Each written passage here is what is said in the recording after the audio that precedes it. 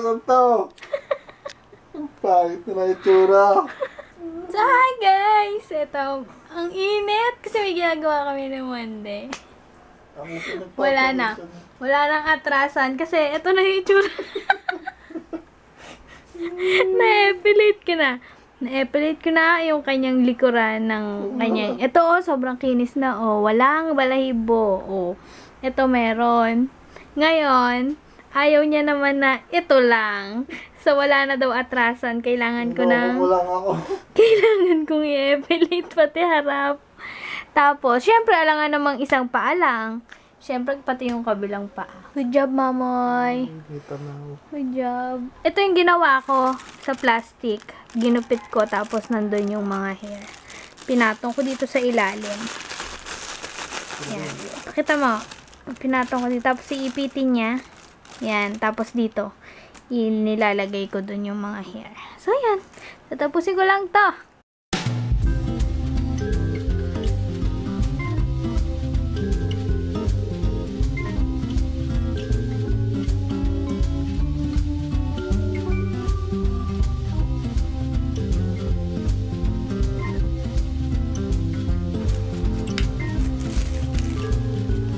Guys, just a quick update lang about my WE Light Epilator.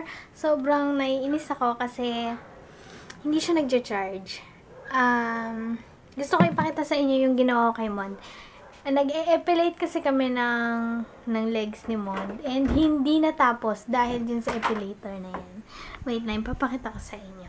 So, ito yung legs ni Mamoy na ito na-epilate ko na as in ito tapos na. Tingnan mo naman, merong natira dito pag ganyan.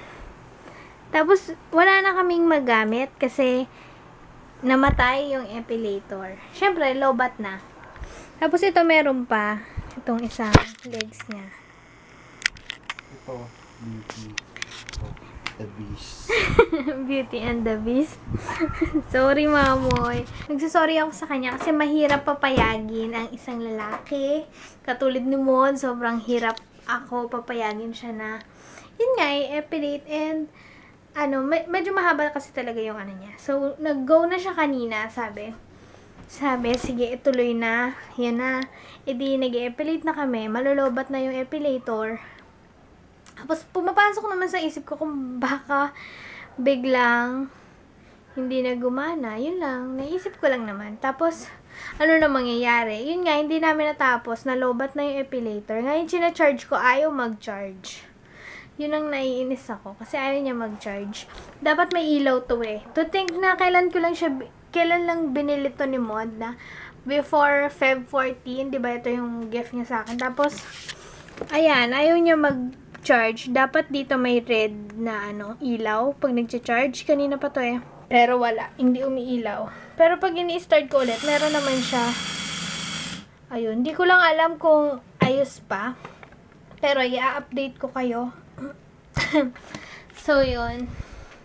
Anong date pala ngayon? February. Pasensya na sa itsura ko kasi patulog na din ako. Medyo naiinis lang ako. Kasi nahihiya din ako kay Mond. Meron pang isang legs na kailangan namin i-epilate. Hindi tuloy pantay yung kanyang legs. May laban siya sa Sunday. Kailangan kong malinis yun. Kailangan gumana yung epilator. Ang nakakainis pa, natapon ko yung resibo. Although meron siyang warranty card, natapon ko yung resibo from SM. Ayun. So, yeah.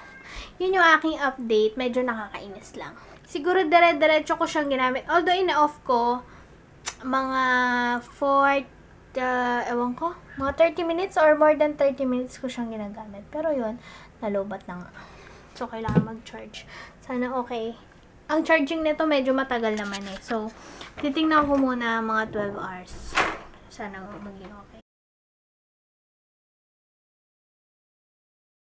Yung mga origami pala dito kanina, isusulat mo pala yung wish mo. Kumbaga, itong mga nakasulat dito kanina, mga wish pala yan ng mga tao, tapos sinulat nila dyan.